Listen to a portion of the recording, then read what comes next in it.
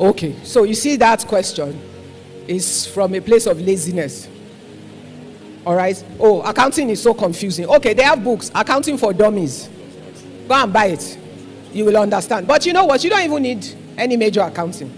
What do you need? How much do you earn? 100,000 naira. Write it down. How much do I need? Transportation to work. How many days of the week, of a month, do I go to work? 22 days. How much is transportation to work and back? Calculate it. This is my transport cost. Do I eat lunch at work every day? Yes. Okay. How much do I need for lunch every day? 1,000 naira times 22 days. You calculate what it is. But if your salary is 100,000, can you afford 1,000 naira for lunch every day? There will be no pot of soup in your house. No. Let's. You see, all you need to do is sit down and evaluate your life. Write all the markers down. When you've done all that, deduct it from. Don't forget to deduct your title. It's an investment, because people forget it's a divine investment. So put it down in your cost. In fact, it should be the first thing that you put there. So you're working on 90. When you put it all down, you will know what is left.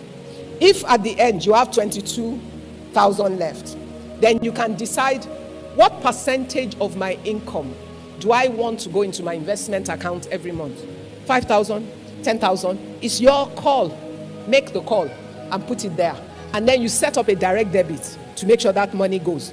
Now, when your friend comes and says, oh, my friend is getting married, we went to university together. Very good. She chose Ashwebi. Everything together comes to 30,000 naira. Who did they invite? It's you. Did they invite Ashwebi to the wedding? So, you know what? The thing is, if you don't plan, you remember that scripture. Who is it that will plan to build a house who does not first count the cost? When you have done that simple accounting, when they ask you, you don't even have to think twice. You can already say to your friend, I love you. I want to support you. I will be at the wedding, but I cannot afford it. I'm not buying, but I will be at the wedding. And you see, the thing is, why do people put themselves under pressure to do it? You want to impress other people. The day you are naked because of poverty, those people will not remember you. So do not suffer yourself for people that they're momentary in their appreciation. If you plan for yourself, the day you become wealthy because you are more organized than them, they will all beg to be your friends. Don't deceive yourself. You know, when I started my business, sir, for 4 years, I didn't have a car. I was doing good business. By the time I bought my first car, I was in 1994, 93. I started in 89. By 93, which was my 4th year, I was already doing a turnover of 150 million naira in 1994. No, don't clap. We waste time with clapping. When I decided I was then going to buy a car, I went to buy a used car. What did I do in those 4 years? I will go to meeting in banks and everything. What will I do? Charter a taxi. How much am I paying? It's per hour. The hours I'm using the taxi is what I pay for. When I'm not using it, if the car breaks down on the road, whose problem is it? I do not have a budget for mechanic, for driver and all of that. I have budget for ride per hour. I've sectionalized my cost to the last minute. When I would buy a car, I could afford a brand new car. I already told you I was already doing 150,000 turnover. But I could not buy it. Even though I could have afforded it in cash, I really could not afford it. Why could I not afford it? I was in a manufacturing business that required machinery. It was the time and the season where girls like me, this was a young girl, nobody was going to borrow me money. I was a young business. Nigerian banks were not serving my age group then. It was only multinational and big companies they were serving. So I knew that. So I could only grow in my business organically, which meant I had to retain all my resources in my business. So when I was going to buy a car, I was not trying to impress anybody. I bought a used car. Shebi is to move from point A. What is a car? A tool. To move from point A to point B. That's all. A taxi did the same for me. Meanwhile, in those 4 years when I was doing that, I was buying machines. When I bought the used car, I used most of the money to also buy machines, in fact, I almost gave my father a heart attack. Because at a point, I was so distressed with the fact that I had opportunities I couldn't take because I didn't have the machineries to do it. And then one of my clients saw me one day, saw I was miserable. But the man liked me because he had 3 daughters. And he kept thinking, you're a girl. I like the way your dynamic energy, that I want my daughters to be like you. So I became his first child. So he saw me and said, why, you're not yourself today? I said, I'm miserable because, no matter how hard I work, I cannot achieve my targets because I don't have the right equipment. I have jobs I can't take. So the man said, follow me. I went to his office and he said to me, okay, how much do you need? I needed ₦1 million in 1993. The man said to me, is there a finance house that will stand for you? I said yes. Why did I say yes? Everyone needed to do a job that I couldn't afford. I went to a finance house to take a 30 days or 90 days money, used it for the project, returned their money, paid their very expensive interest, and did the job, took my profit. And I kept doing that. So I had a good track record with them. Your yesterday will speak in your tomorrow. Just remember that. So do the right thing always. So when that man asked me that, you see, your preparation will get in the way of your future if you're not prepared for it. I said yes. So I went to that finance house and said to them, I have this offer. The man wants to give you this 1 million as a deposit. You will issue him a BA, but you will give it to me. You will charge me the interest and capital every 90 days. I will return part of the capital and part of the interest to you. You pay him his own interest on the money, and they had a management fee on it. I was desperate, so I took it. I set them up together. They sorted it out. I got the 1 million. I went around Nigeria, looked for factories that were closing down in furniture manufacturing. I bought their used machines, refurbished, took them into my factory, moved us to a bigger factory, and then I went after big jobs because now I had capacity to look for bigger jobs. As God will favor me, he helped me to get this major job. By the time I finished that job, it was 15 months on that loan. But it was the time that finance houses crashed in Nigeria. Interest rates were between 42% and 70%. Yes, I don't know if anybody remembers. Yes, it was that season. It was crazy. But every 90 days, I was paying and I was working like crazy. When I finished that job, when they paid me the balance, I went to them in the finance house. Please, how much do I need to pay off this money? Trust me, 15 months after, I still had 942,000 naira to pay. Yes, because of interest rates. I took all the money they paid me, went to them, paid off the loan, had no money but owned a factory with machines. I worked within that period to do it. Your discipline for today will support your wealth for tomorrow. And learning to understand delayed gratification is critical to wealth building. Don't try and impress anybody. Focus on your goals. So at that point, my peers that were coming out of university and youth corps like me, that went to work in the bank, they could get a Daewoo car, they got big fat salaries, but I was busy running around trying to build a factory. Well, the reality is, 25 years down the line, I joined the board of First Bank. 5 years after that, I became the chairman of First Bank. First female and only female at that point till today. But a lot of those my colleagues that I'm talking about, they're nowhere near where I got. So your journey is nobody else's journey. Focus on your own. Do the part that you can. They might run 10,000 miles. Everybody's speed is different. Just do your own. Don't try and impress anybody. In building wealth, be disciplined about your own journey. Yes, sir. That is an opportunity for you to clap. I will pause for 1 minute and allow you to clap. Clapping for 1 minute and allow you 1 minute. Just 1 Clapping. minute. Thank you, man. Okay. Okay. So we have people from all over, from Germany, from US, from Canada, from right now. So what it is that for the people in the diaspora, would you say it's good idea to invest in Nigeria real estate rather than in countries where they currently reside? You know, I like it when the Nigerians who go abroad are still looking at opportunities in Nigeria. Because if you really understand some of the data that the central bank releases, many times repatriated funds by Nigerians in diaspora outweighs our income. I'm fine, thank you. It beats our income from oil. So that's why when people complain, oh, Nigerian skills are moving abroad, there are 220 million of us. I don't care, we can ship 50 million if they want. They should give us their territory to make money as long as the money comes back to make Nigeria great. We're an exportable asset, our people. Some countries have that as a whole strategy. It's just that our government has not understood it to make the right investment and create the right structure. That is the truth. It's actually an exportable asset.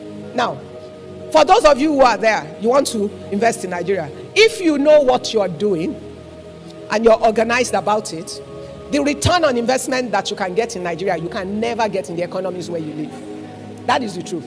Let me tell you something. Yesterday I said I've been in some board meeting for the past 2 days. Okay.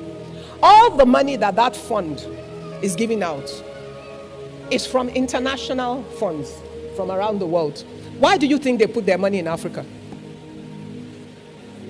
the highest return, even though they talk about the risk, the reality is our risk is based on perception. You must go and understand how country risk is calculated. Perception is such a huge part of it. Unfortunately, there's a huge perception issue with Nigeria that is very far from reality. Every time I'm on the plane, and I live on the plane, trust me, most of the people in business and first class are who? They're white people. Coming to do business where? What are they coming to do? If there's nothing good here. Think, ask yourself. When you go around, I remember one day, one of my factories is joint venture with the largest French manufacturer of office seating. So when I was going to bring them to Nigeria, they had all this panic mode. All their neighbors would be watching TV about Nigerian news to tell them.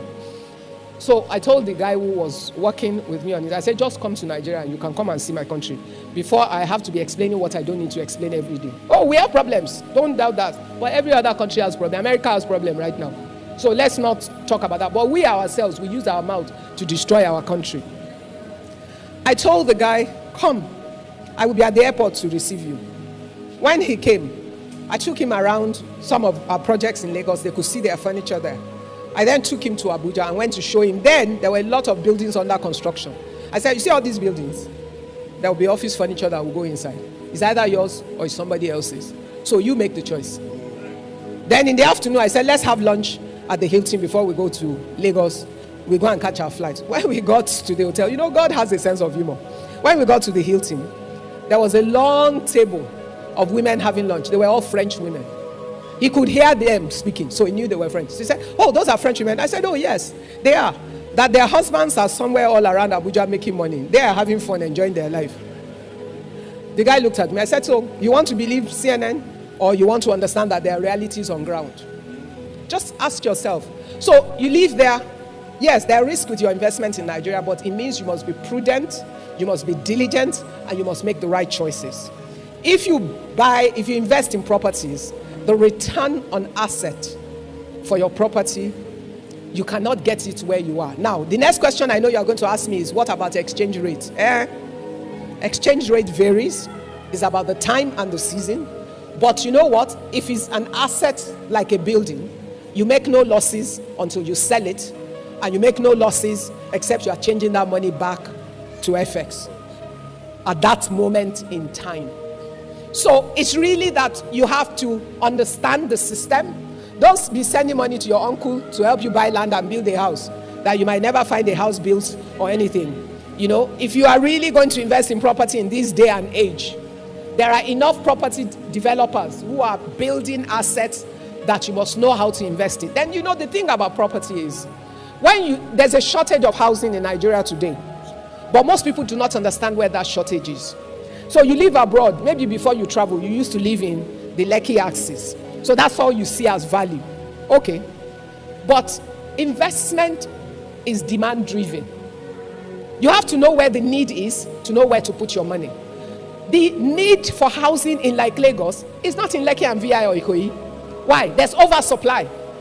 There are many empty houses, blocks of apartments in that axis, and they're overpriced. So they're there. If you go, what are the needs that people have? Room, what do they call them? Self-contained, 1 room, 2 bedroom, 3 bedrooms. And where is the highest need? On the mainland. It's not on the island. But most people don't do their homework. So the fact that you want to live on the island, must your investments be after your pattern? It's an investment. It's not you that will live there. If you build face me, I face you, is it about you or about the economics of that investment? So what you need to do is think. What kind of investment are you making? Where are the real needs? What kind of rent does it command? And how can you manage the asset?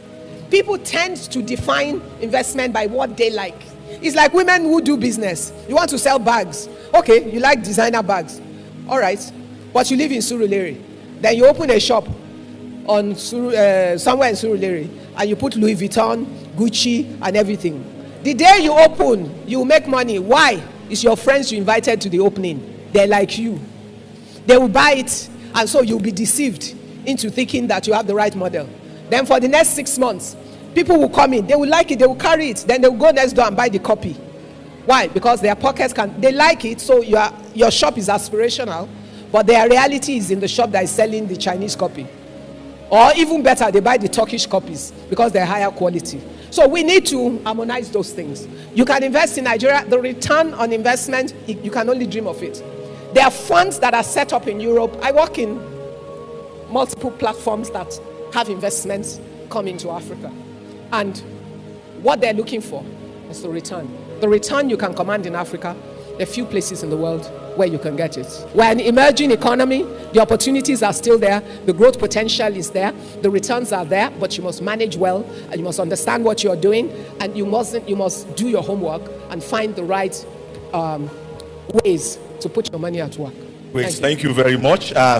It's looking close to the end, however, but I want to put 4 questions in one, and then you answer them in quick successions. First question.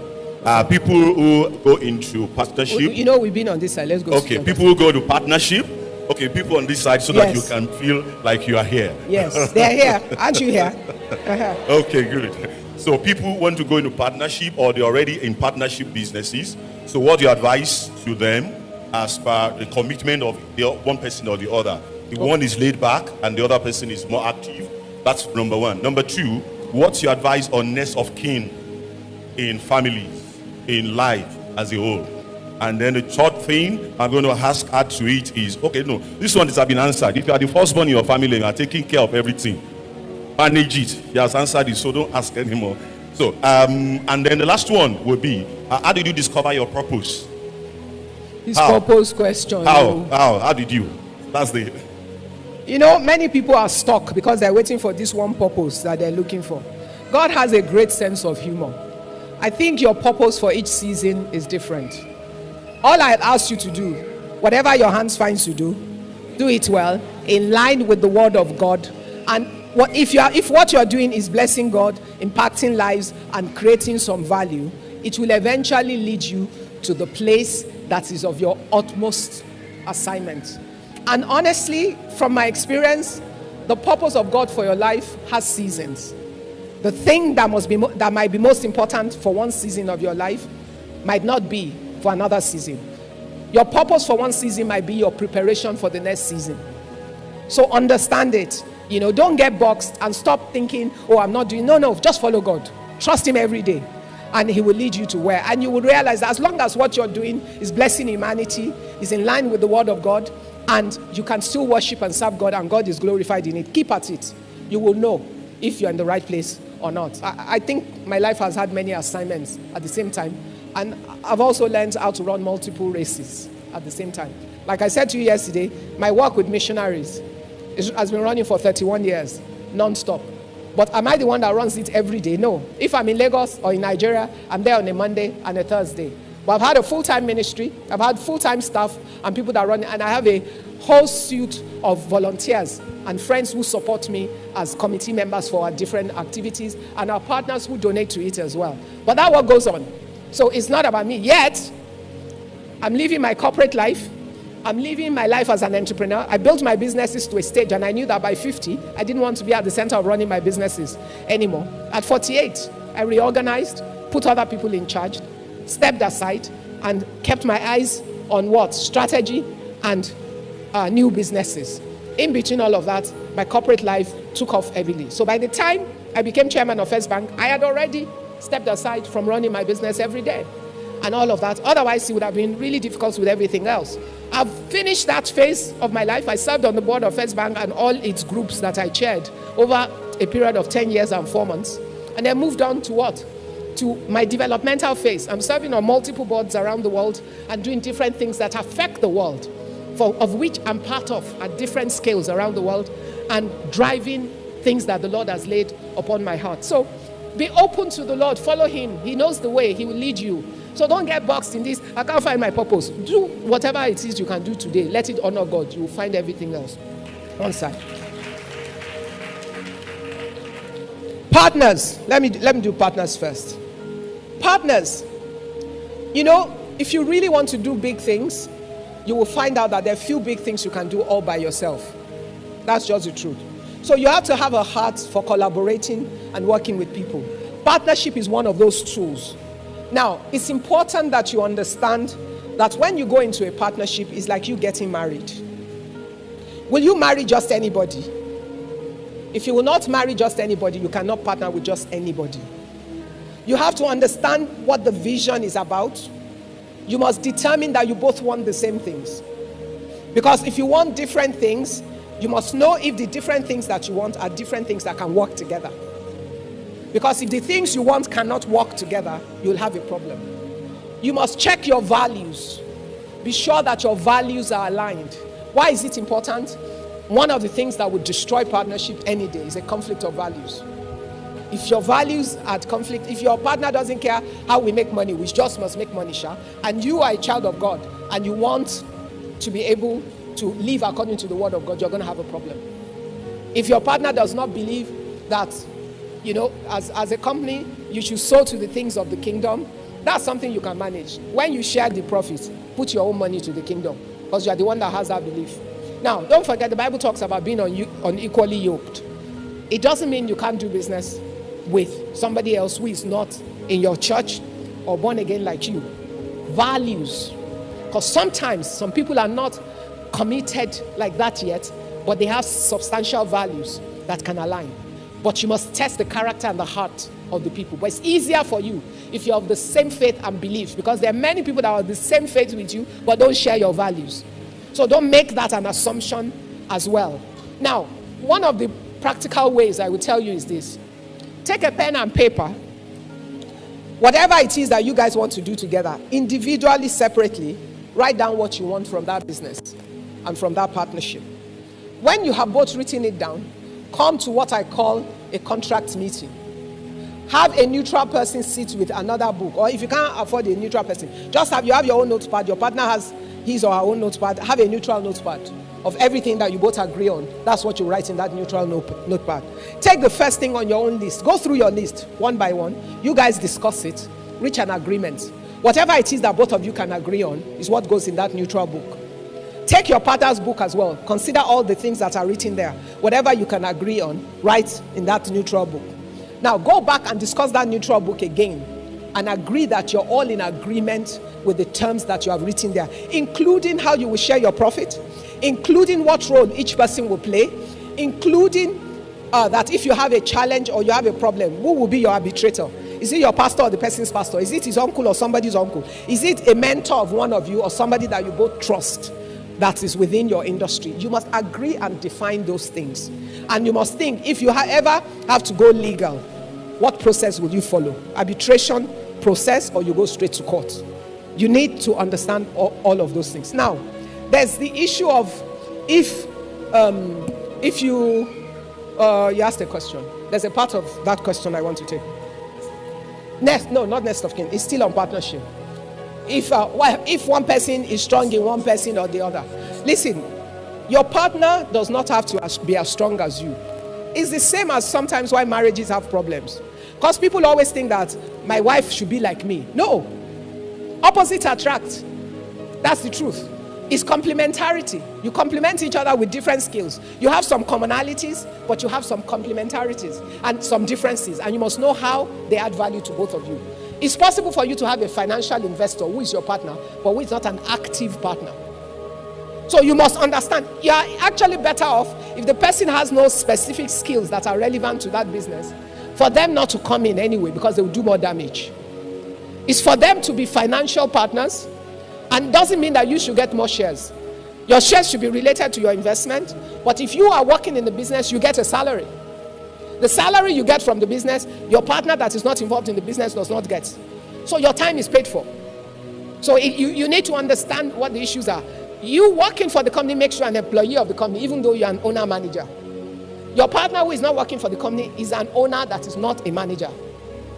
But that person can be part of your board because you are considering decisions together.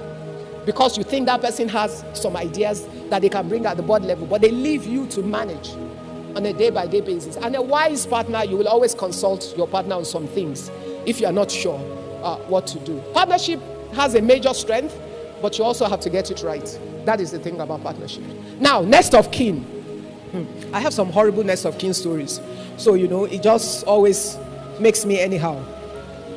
Tell me, honestly, if a man is married and has a wife and has children, who should be his next of kin? So I don't know why people ask that question. Next of kin. If you are married, it should be your wife. Why? Because if anything happens to you, do you think your wife will make your children suffer? Many men, out of fear, if she goes to marry again. Okay.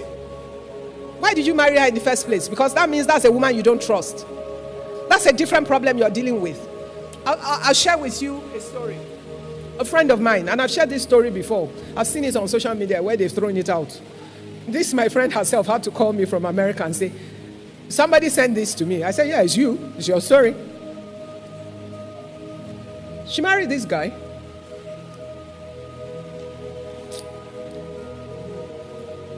Smart girl.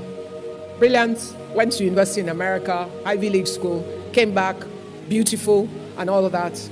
Met this guy who was afraid of his own shadows. They married. They had 2 kids. And then at 34, they were both 34.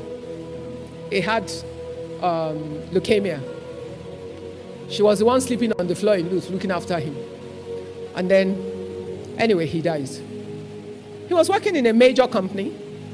So, she could have had, and the kids were young. They were 5 and 7.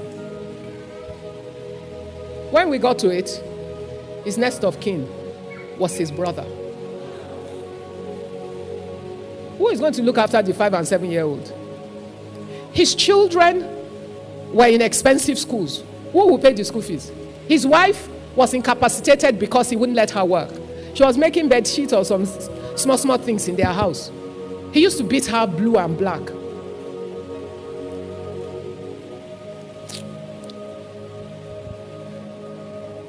The organization he worked for, I was there when the lawyer of that big multinational came to the house. She saw the woman, she saw the children, and she knew the document they had and said, his next of kin at work is his brother. And he says that we cannot release the money to you until the children are 21. Yes, a real life story, I'm not joking. This is my friend. He died at 34. His children were 5 and 7. Oh, you love your children. What do you think will happen? The girl had no proper economic model. The children were young. Can she afford the school they were in? Absolutely not. The only thing we could do was we organized my friend, and his family was just a nasty piece of work because they came with a truck wanting to come and clear the house, and his brother was the next of kin. But the company changed it. They changed it to the woman, and then the family said they would sue them. They said they should meet them in court. The company said, we'll meet you in court. Yes, they said, we'll meet you in court. And then we organized to sell everything in their house. And we knew that those people would come and carry the thing. So we sold everything before the funeral. And we told everybody, you cannot carry it until after the funeral. I'm telling you what we did. I'm not ashamed of. Yeah, you better have sense. The day they buried him, that night, we moved her and the children out of the house. We told everybody, next morning, 7 o'clock, you come and carry what you bought. Otherwise, the risk is on you. We moved her, and the next day, we put her on the plane. She went to America with her children, where she has lived since then. She went back to school, got a PhD, is running a full career. Her children are graduated. Thank God she was able to survive and live on it. See, don't clap. It's not the time. You see this next of kin thing? Insecure men, and I don't apologize. Insecure men punish their children because of what doesn't make sense. Think very well of how you structure your thereafter, because sometimes you don't get notice. Accidents happen, and strangers, what do you think, what do you know that your brother will do with it? Your children will suffer. The woman will suffer, but as you can see, I just told you the story of my friend. And then women too. A lot of women are working, making money and all of that. They don't organize themselves. If you don't, the husband that you already know that you have problem with will inherit you. I'll tell you a real life story. And this one is from the side of some in-laws of mine. Let me cover them. This girl, hardworking, She was the one that was British, living in Nigeria. This boy, older than her by 10 years or something, lured her to London because he needed her citizenship to secure himself. She, naivety, she went. Oh, you can't marry yet. Anyway, she married the guy. But those years, she really suffered. After a while, she got her sense. Even though she was working in banking, she went there, became a nurse, was making a lot of money. But this guy was nasty and horrible to her. Anyway, she was sick in the house. She was sleeping on the sofa in their sitting room because he locked her out of the room. And the children too were in their room. Nobody to look after her. Her friend told her, will you just get yourself in a taxi and go to the hospital? As she got in Uber to go to the hospital, they hadn't driven a short distance. She just died. Yes, this is a real life story. I'm not telling you stories. I'm a storyteller, but I'm telling you, I like to use stories to teach so people understand the reality of these things.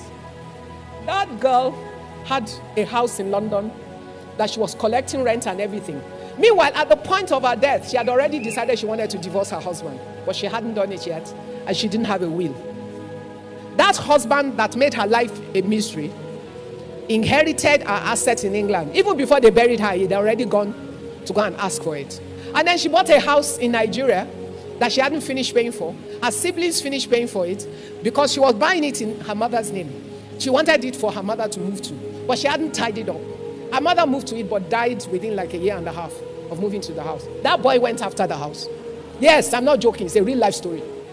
And eventually, the siblings, their uncle said, okay, sell the house and give him the money. All her labor went to that guy who watched her die and didn't care about her life. Write a will. Leave it to your children or your mother or whoever you want to take care of. Provide for your own interest. I know another woman who had cancer, but she had done the smart thing. She had written a will. She had made one of her friends the executor to manage her children because her children were young. And she knew that if she leaves the money, she earned more than her husband. Her husband will spend it, and other women will come into the matter. She allocated 30% to him so that he was okay, and left the rest to her 2 children, and made her friend the executor so that her children will be looked after. Because she understood her husband. And that's exactly what happened. And there's one other one that I was involved in. You know, I'm an investor in a school that this young woman then started, and then something happened. She was 42, she died. She had 1 child, and her husband came to us and wanted to. I said, not on your life. Everything she owns is going to that girl. And we stood our ground. Made sure that girl went to school until she finished, went to England, did university, graduated. Everything I knew her mother wanted for her, we paid for it. Transferred her mother's shareholding to her and told the guy, it's not yours. You can't have it. And you know what? 6 months after, I was married to another woman. So what were we working on? So guys, yes, sit down when your head is correct. Consider what you have. Don't wait till you have billions before you write a will. Write an intent of what you would like to be done with what you own. It's simple. Go online, you will see the standard model. Ask a lawyer in Nigeria to give you a model. Go to the office where they register those things. Find the rules. Even if you have nothing, even if all you have is pencil, write a will that includes your pencil.